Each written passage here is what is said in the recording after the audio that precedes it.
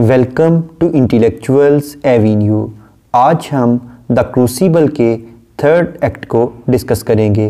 Previous lecture में हम इसके फर्स्ट 2 एक्ट्स को डिस्कस कर चुके हैं। उस लेक्चर को डिटेल में समझने के लिए इसी चैनल यानी इंटेलेक्चुअल्स एवेन्यू पर द क्रूसिबल की प्लेलिस्ट को विज़िट करें, जिसका लिंक नीचे डिस्क्रिप्शन बॉक्स में मौजूद है।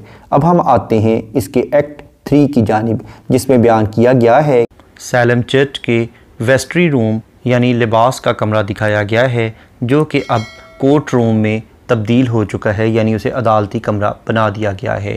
हमें वहाँ कोई भी शख्स दिखाई नहीं देता, सिर्फ उनकी आवाज़ें सुनाई देती हैं। जज हैथॉर्न कोर्ट रूम में मार्था कोरे से सवाल पूछता है क्या वो विचक्राफ्ट में इन्वॉल्व रही है, लेकिन वो साफ इनकार कर देती है। फिर हमें गाइल्स की आवाज़ सुनाई देती है, जो कि मार्था का हस्बैंड है। वो कहता है कि अदालत में पेश करने के लिए उसके पास एक सबूत है।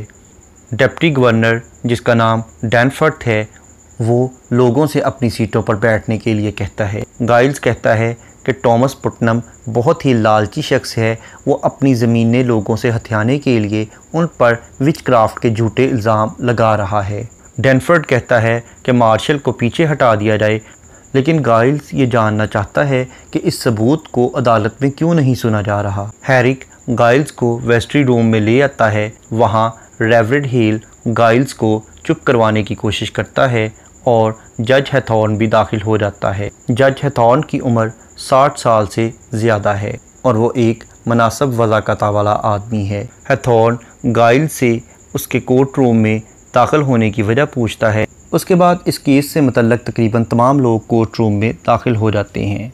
गाइल्स उन्हें यकीन दिलाने की कोशिश करता है कि उसकी बीवी पर झूठा इल्ज़ाम लगाया जा रहा है, लेकिन डैनफर्थ कहता है कि ये अदालत की तौहीन की जा रही है, क्योंकि उनके फ़ैसले के ख़िलाफ़ जो कोई भी बोलेगा उसे जज के ख़िलाफ़ बोलना नहीं कहा जाएगा, बल्कि अदालत की तौहीन ही तसव्वुर किया जाएगा।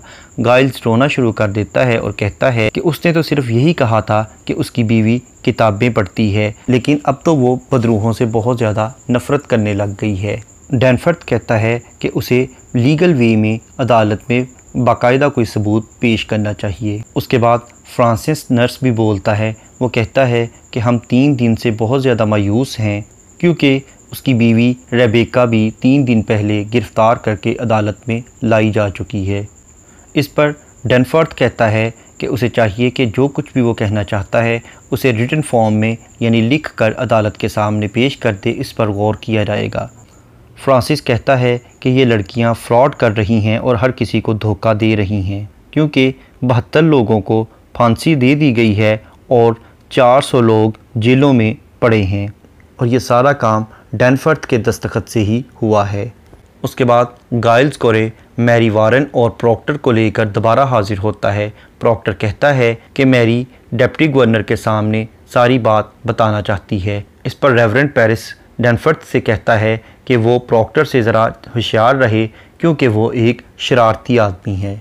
जब डैनफर्थ मैरी को बोलने का हुक्म देता है तो वो खामोश रहती है। प्रॉक्टर कहता है कि मैरी ने आज तक किसी किस्म की कोई बदरू नहीं देखी और वो इसके लिए बयान हल्फी यानी डिस्पोजिशन भी देने का फ़ैसला कर चुकी है, लेकिन डैनफर्थ कहता है कि वो किसी किस्म का हलफनामा कबूल नहीं करेगा।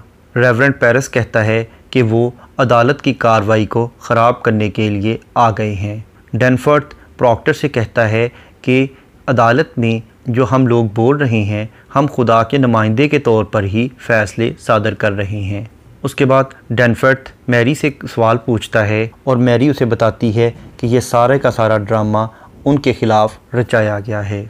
डैनफर्थ प्रॉक्टर से पूछता है कि इस सारे मामले की क्या वजह है। वो बताता है कि वो अपनी बीवी को आज़ाद करवाना चाहता है और अदालत की तौहीन करना उसकी ख्वाहिश नहीं है। इस पर चीवर बताता है कि प्रॉक्टर ने अपनी बीवी के अरेस्ट वारंट को फाड़कर अदालत की तौहीन कर दी है और हील भी उसके सच की तस्दीक कर देता है।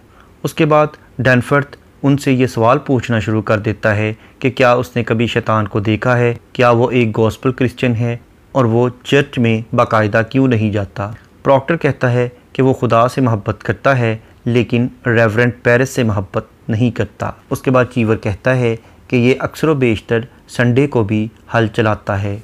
इस बात को प्रॉक्टर भी कबूल कर लेता है। इस पर गाइल्स कहता है कि दूसरे क्रिश्चियन लोग भी तो संडे को हल चलाते हैं। इसके बाद प्रॉक्टर कहता है कि उसकी बीवी कभी भी झूठ नहीं बोलती और उसने बताया है कि वो प्रेग्नेंट है, इसलिए उसे माफ़ कर दिया जाए। इस पर डैनफोर्थ कहता है कि वो उन्हें 1 महीने का टाइम देते हैं, अगर उसकी बीवी में प्रेगनेंसी की कोई साइंस दिखाई दिए तो वो उन्हें 1 साल का टाइम दे देंगे, यानी उसे 1 साल के बाद बच्चा पैदा करने के बाद सज़ा दी जाएगी। उसके बाद डैनफोर्थ हैरिक को भेजता है कि वो अदालत में 1 घंटे की रिसेस का ऐलान कर दे।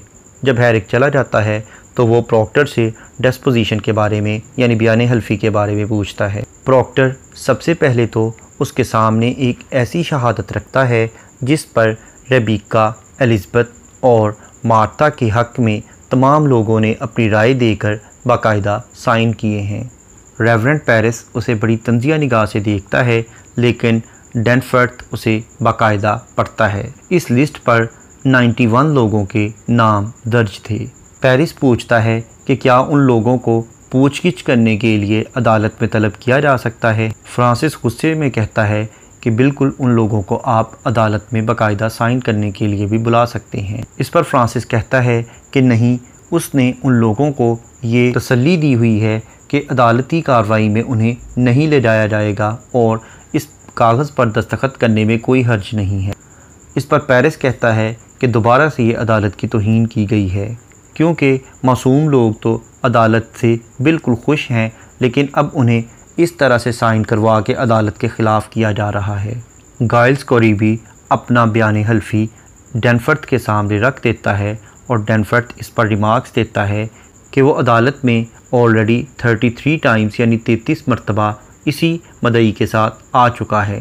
इसके बाद पुटनम भी अदालत में आ जाता है और वो ये दावा करता है कि उसकी बेटी ने जॉर्ज जैकब्स पर इल्ज़ाम लगाया है। इस पर डैनफोर्थ उससे इस बात का सबूत मांगता है, लेकिन सबूत ना मिलने की वजह से वो बहुत ज़्यादा खौफज़दा हो जाते हैं। उसके बाद कॉन्टेम्प्ट ऑफ कोर्ट यानी तौहीन अदालत के इल्ज़ाम में गाइल्स को भी अरेस्ट कर लिया जाता है। उसके बाद मैरी भी इस बात का एतराफ़ कर लेती है कि उसने कभी भी शैतान को नहीं देखा और उसकी दोस्तें झूठ बोल रही हैं। उसके बाद प्रॉक्टर का मामला आता है तो उस पर भी यही कहा जाता है कि विचक्राफ्ट का मामला एक हिडन क्राइम है, यानी एक छुपा हुआ क्राइम है, इसलिए इसके ख़िलाफ़ किसी किस्म का सबूत और विटनेस पेश करने की कोई ज़रूरत नहीं है, यानी इल्ज़ाम की बेस पर ही इसका फ़ैसला सुना दिया जाएगा। और जो बच्चे इस विचक्राफ्ट का शिकार हुए हैं वही हमारे लिए एक बहुत बड़ा सबूत हैं। उसके बाद वो मैरी से पूछते हैं कि क्या प्रॉक्टर ने उसे धमका कर तो बयान देने के लिए नहीं कहा, लेकिन मैरी इस बात से इनकार कर देती है कि उसने अपनी मर्ज़ी से ये बयान दिया है, उसे ऐसा करने के लिए प्रॉक्टर ने नहीं कहा। उसके बाद वो रोती हुई कहती है कि वो खुदा के साथ है, यानी उसका विचक्राफ्ट के साथ किसी किस्म का कोई ताल्लुक़ नहीं है। इसके बाद एबिगेल, सुसाना वेलकट, मर्सी लेविस और बेटी पेरिस दाखिल होती हैं। ये वो लड़कियां हैं जो कि डांस कर रही थीं और इन्हें पता है कि इन पर कोई जादू का असर नहीं हुआ, लेकिन वो झूठा इल्ज़ाम लगाकर अपने दुश्मनों से इंतकाम लेना चाहती हैं। जज डैनफोर्थ सबसे पहले एबिगेल से कहता है कि वो पूरे का पूरा वाक़या बयान करे। एबिगेल उठती है और कहती है कि मैरी झूठ बोल रही है, क्योंकि एलिज़ाबेथ बहुत से पपेट्स बनाती है और उन पर जादू करती है। ये पपेट भी उसे मैरी ने नहीं दिया, बल्कि उसने खुद ही किसी जादुई मकसद के लिए बनाया होगा। प्रॉक्टर कहता है कि एबिगेल झूठ बोल रही है, लेकिन चीवर प्रॉक्टर को फ़ौरन पीछे धकेल देता है। डैनफोर्थ कहता है कि प्रॉक्टर सिर्फ अपनी बीवी को बचाने के लिए एबिगेल को झूठी डिक्लेयर कर रहा है। प्रॉक्टर कहता है कि एबिगेल कोई बच्ची नहीं है, बल्कि इबादत के दौरान चर्च में ये 2 मरतबा हंसी है। इस पर रेवरेंड पेरिस अपनी भतीजी एबिगेल की फेवर करते हुए कहता है कि उस वक़्त टिटूबा ने इस पर जादू कर दिया था और वो उसके ज़ेरे असर थी। प्रॉक्टर मैरी से कहता है कि वो बताए कि ये लड़कियां जब जंगल में डांस कर रही थीं तो उनका कोई बुरा मकसद नहीं था और पेरिस ने खुद उन्हें जाकर देखा था कि वो कुछ भी ऐसा गलत नहीं कर रही थी। इस पर डैनफोर्थ हैरानी से पेरिस की तरफ देखता है। पेरिस इस बात का एतराफ़ करता है कि हाँ, उसने उन्हें सिर्फ डांस करते ही देखा था, यानी वो कुछ और नहीं कर रही थी। उसके बाद जज हैथॉर्न मैरी से सवाल पूछता है। इस पर मैरी दोबारा कहती है कि ये महज झूठा इल्ज़ाम लगाने की कोशिश की जा रही है। उसके बाद इस केस से तवज्जो हटाने के लिए Abigail, mercy Levi's, Susana वेलकट Mary की तरफ देखते हुए ऊपर देखती हैं और सर्दी से कांपना शुरू कर देती हैं, यानी वो एक झूठा ड्रामा करती हैं। फिर उसके बाद वो बिल्कुल फ्रीज़ होकर स्टिल खड़ी हो जाती हैं, यानी वो बेहिसो हरकत हो जाती हैं, बिल्कुल साकन हो जाती हैं। वो मैरी की तरफ इसलिए देखती हैं कि वो साबित करना चाहती हैं कि मैरी उन पर जादू कर रही है, जिसके ज़ेरे असर आकर वो इस तरह की हरकतें कर रही हैं। डैनफोर्थ मैरी की तरफ देखते हुए कहता है कि क्या उसने इन लड़कियों पर जादू कर दिया है। मैरी डरकर भागने की कोशिश करती है। इस पर प्रॉक्टर को गुस्सा आता है। वो एबिगेल को उसके बालों से पकड़कर उसके सर को उसके पांव तक ले जाता है और उस पर चिल्लाना शुरू कर देता है कि वो एक वोर है, यानी एक बदकिरदार लड़की है। लोग उसे रोकने की कोशिश करते हैं, लेकिन वो मुसलसल उसे वोर यानी बदकिरदार औरत कहता चला जाता है। उसके बाद प्रॉक्टर डैनफोर्थ से कहता है कि उसकी बीवी का सिर्फ यही कसूर था कि कुछ अरसे के लिए उसने एबिगेल को अपने घर में मुलाजमा के तौर पर रखा था। डैनफोर्थ एलिज़ाबेथ प्रॉक्टर को बाहर लाने का हुक्म देता है और प्रॉक्टर से पूछता है कि क्या इस दफ़ा उसकी बीवी सच बोलेगी। प्रॉक्टर कहता है कि उसकी बीवी एक ईमानदार औरत है, उसने कभी भी झूठ नहीं बोला। जैसे ही एलिज़ाबेथ बाहर आती है तो उससे सवाल पूछा जाता है कि उसने एबिगेल को अपने घर से मुलाजमत से क्यों फारिग किया था। तो एलिज़ाबेथ कहती है कि वो उसके काम से मुतमईन नहीं थी। उससे दोबारा सवाल पूछा जाता है कि वो किस काम से मुतमईन नहीं थी, लेकिन एलिज़ाबेथ अपने हस्बैंड की इज़्ज़त बचाने के लिए कहती है कि एबिगेल चूँकि बीमार रहने लगी थी इसलिए वो काम ठीक नहीं करती थी, तो उसने उसे फारिग कर दिया। फिर उसके बाद उससे डायरेक्ट ये क्वेश्चन किया जाता है कि क्या उसका हस्बैंड एक लेक्चर है, यानी क्या वो एक शहवत परस्त आदमी है, यानी दूसरी औरतों में दिलचस्पी लेता है। तो एलिज़ाबेथ इस बात से इनकार कर देती है। डैनफोर्थ कहता है कि एलिज़ाबेथ को दोबारा से जेल में बंद कर दिया जाए। प्रॉक्टर कहता है कि वो तो अपने जुर्म का ऑलरेडी एतराफ़ कर चुकी है। उसके बाद प्रॉक्टर कन्फेशन देने के लिए तैयार हो जाता है। वो कहता है कि दर हकीकत उसका एबिगेल के साथ लव अफेयर चल रहा था, लेकिन अपने हस्बैंड की इज़्ज़त बचाने के लिए एलिज़ाबेथ ने कोर्ट के सामने झूठ बोला है। उसके बाद हील कहता है कि ये एक फितरी झूठ है, लेकिन डैनफोर्थ कहता है कि इस बात से साबित हो रहा है कि प्रॉक्टर ही झूठा है। इस पर हील कहता है कि एबिगेल एक झूठी लड़की है।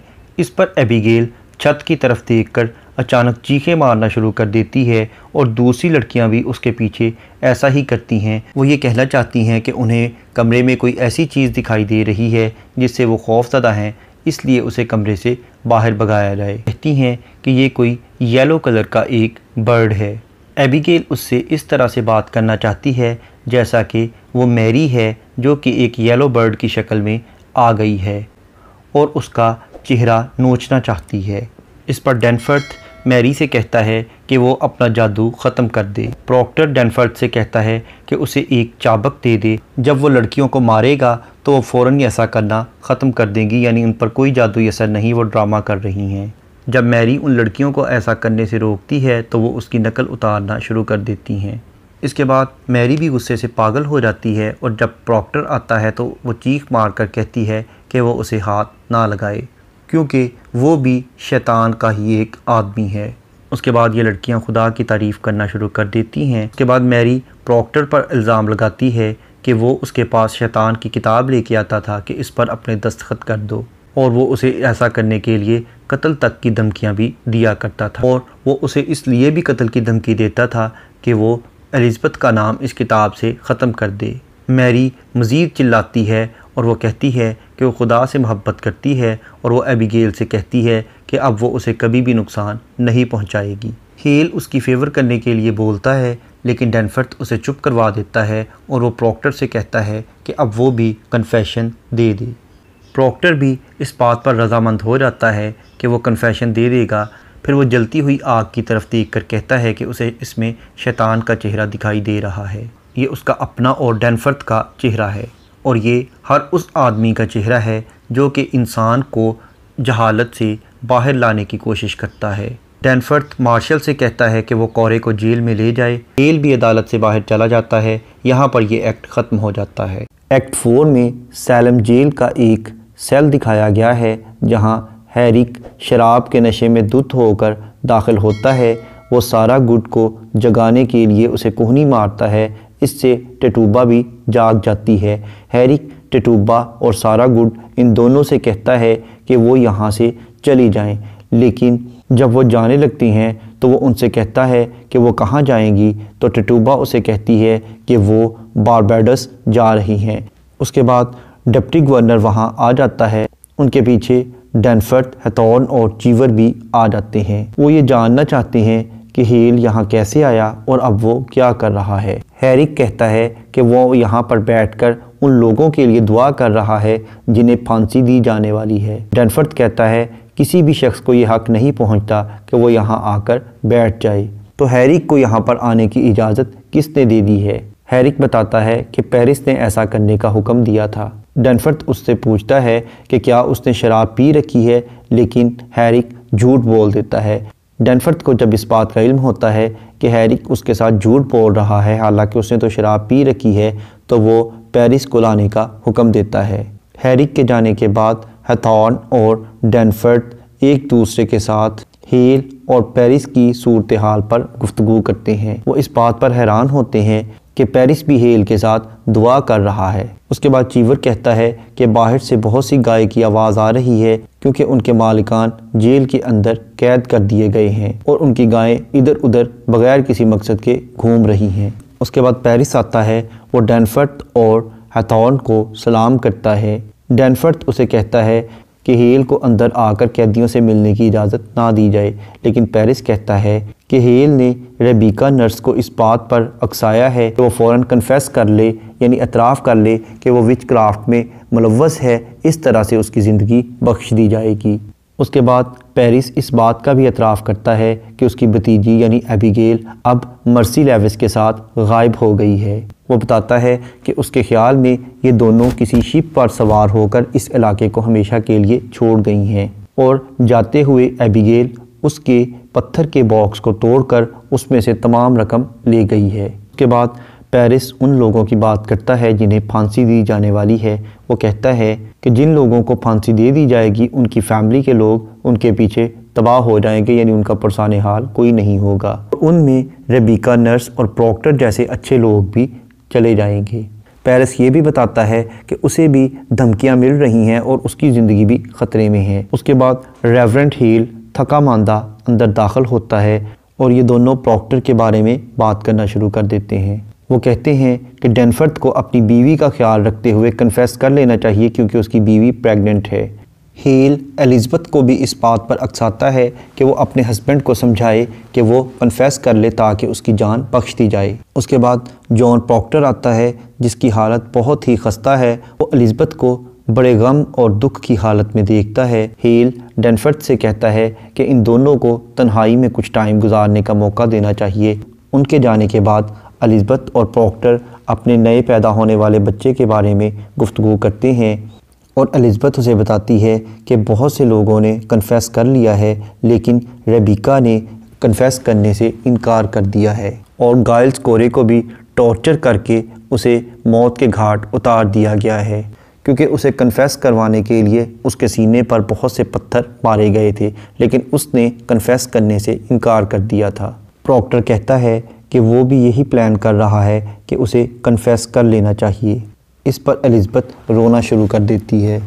हैथॉर्न अंदर आता है और प्रॉक्टर से पूछता है कि उसने क्या प्लान किया है, क्योंकि अब सुबह होने वाली है। इस पर प्रॉक्टर कहता है कि उसने ये फ़ैसला कर लिया है कि वो कन्फेस कर लेगा। ये सुनकर प्रॉक्टर चला जाता है। इसके बाद हैथॉर्न, डैनफोर्ड, चीवर, पेरिस और हेल अंदर आते हैं। सबसे पहले तो वो खुदा की हम्दो सना बयान करते हैं। उसके बाद वो प्रॉक्टर के सामने वो पेज रखते हैं जिस पर कन्फेशन की तहरीर लिखी हुई है। वो उसे कहते हैं कि इस पर साइन कर दे, लेकिन प्रॉक्टर कहता है कि वो ज़बानी तो कन्फेशन दे सकता है, लेकिन रिटन फॉर्म में कन्फेशन नहीं देगा। जब रेबिका नर्स को इस बात का पता चलता है कि प्रॉक्टर ने कन्फेशन दे दिया है, तो उसे बहुत ज़्यादा परेशानी होती है। प्रॉक्टर के इस वर्बल कन्फेशन को मानने के लिए डैनफोर्ड तैयार नहीं है, अगरचे हेल इस बात पर जोर देता है कि उसे इस कन्फेशन को एक्सेप्ट कर लेना चाहिए, लेकिन डैनफोर्ड इसे तस्लीम करने के लिए तैयार नहीं होता। वो कहता है कि वो सिग्नेचर के बगैर इस कन्फेशन को तस्लीम नहीं करेगा। जब प्रॉक्टर पर ज़बरदस्ती की जाती है कि वो लाजमन इस पर साइन करे तो उस पेपर को पकड़कर फाड़ देता है और फेंक देता है। पेरिस और हेल प्रॉक्टर को मनाने की कोशिश करते हैं कि वो अपना जहन तब्दील कर ले, लेकिन प्रॉक्टर किसी की बात को तस्लीम नहीं करता। जब एलिज़ाबेथ रो कर उससे फरियाद करती है तो वो उसे रोने से मना कर देता है और कहता है कि वो रोना बंद कर दे क्योंकि इससे इनके दुश्मनों को खुशी मिलती है। रेबिका ने भी उन्हें तसल्ली देते हुए यही कहा कि उन्हें रोने की ज़रूरत नहीं है क्योंकि आज ये दुनियावी फ़ैसला है, लेकिन आखिरत का फ़ैसला उन्हीं के हक़ में आएगा। बहुत से लोग एलिज़ाबेथ को समझाते हैं कि वो अपने हस्बैंड को समझाए कि वो इस अपने फ़ैसले को तब्दील कर ले, लेकिन वो अपनी बीवी के कहने के बावजूद भी अपने फ़ैसले तब्दील नहीं करता और आखिरकार उसे सज़ाए मौत दे दी जाती है। यहाँ पर यह प्ले ख़त्म हो जाता है। अगर हम इसके थीम्स की बात करें तो इसमें प्यूरिटनिज़म का थीम मिलता है, कम्युनिज़म का थीम मिलता है और ना किए हुए गुनाहों की सज़ा का थीम मिलता है। इसके अलावा झूठ और धोखाधड़ी का थीम मिलता है। इसके अलावा हमें एलीट सोसाइटी की रिस्पेक्ट और रेपुटेशन का थीम मिलता है। इसके अलावा हमें फॉरगिवनेस यानी माफ़ी का थीम मिलता है। ईवल वर्सेस गुड यानी एक तरफ अच्छाई की ताकतें और एक तरफ बुराई की ताकतें हैं, इन दोनों को कंपेयर किया गया है। इसके अलावा सुपरनैचुरल एलिमेंट्स भी हमें मिलते हैं। इसके अलावा इनजस्टिस यानी नाइंसाफ़ी, सुपरस्टिशंस यानी तवहमात का थीम मिलता है। जेलसी यानी हसद का थीम मिलता है। इंटॉलरेंस यानी बेसब्री का थीम मिलता है। इसके अलावा डिसेप्शन यानी धोखाधड़ी और ओनरशिप और प्रॉपर्टी का थीम मिलता है कि किस तरह से लोग अपने मजहबी मामलात की आड़ में लोगों की प्रॉपर्टीज़ और उनके माल और दौलत को हथिया रहे थे।